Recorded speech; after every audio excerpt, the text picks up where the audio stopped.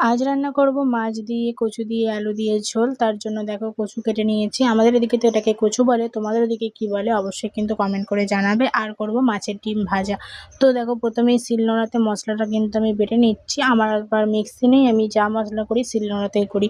তো তোমাদের কে কে শিলনোড়াতে মশলা করতে পছন্দ করো বা শিলনোড়ায় মশলা করা রান্না তোমাদের কেমন লাগে অবশ্যই কিন্তু কমেন্ট করে জানিও। তো আমি মাছ ভাজবো বলে কিন্তু এদিকে তেল গরম করতে বসিয়ে দিয়েছি। তেলটাকে গরম করে নিয়ে তারপর মাছগুলো কিন্তু একে একে ছেড়ে দিচ্ছি। তো মাছগুলোকে আমি উল্টে পাল্টে লাল লাল করে ভেজে নেবো। লাল লাল করে না ভাজলে আমার আবার কোনো মাছই কিন্তু টেস্ট লাগে না।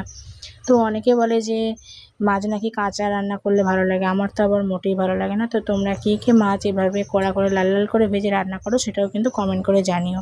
তো কে কে আমার ভিডিওটা কোথা থেকে দেখছো অবশ্যই কিন্তু কমেন্ট করে জানাতে ভুলো না, তাহলে নেক্সট ভিডিওতে তোমাদের নামটা আমি অবশ্যই নেব।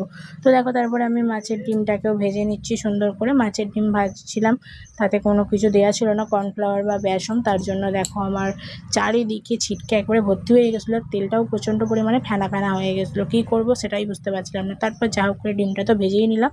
তারপর সেই তেলের উপরই ফোড়ন দিয়ে একেবারে তরকারিটা চাপিয়ে দিচ্ছিলাম, তার কারণ হাতে ছিল না একটু সময়, খুব ব্যস্ততার মধ্যে কিন্তু রান্নাটা আমি কমপ্লিট করছিলাম। তো দেখো পরিমাণ মতো নুন দিয়ে দিলাম। কচু আলুগুলো ভালো করে তেলের ওপর ভেজে নিয়ে তারপরে শিলে যে মশলাটা বেটে রেখেছিলাম সেই বাটা মশলাটা দিয়ে দেবো।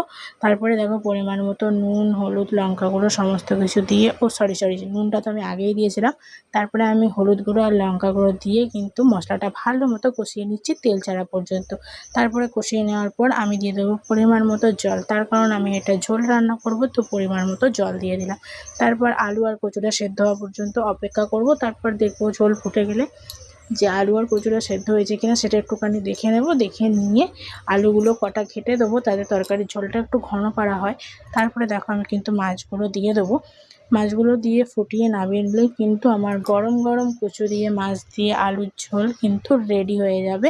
তো তোমরা কে কে এই খাবারটা খেতে পছন্দ করো অবশ্যই কিন্তু কমেন্ট করে জানিও। আমার তো দারুণ লাগে এই কচু ও মাছ দিয়ে ঝোল, কিন্তু আমার দারুণ লাগে। তো দেখো এখনও পর্যন্ত আমার কথা কিন্তু তুতলে যায়, ক্যামেরার সামনে ভয়েস ওভার দিতে গিয়েও কিন্তু আমার কথা তুতলে যায়, কী যে করি জানি না বাবা।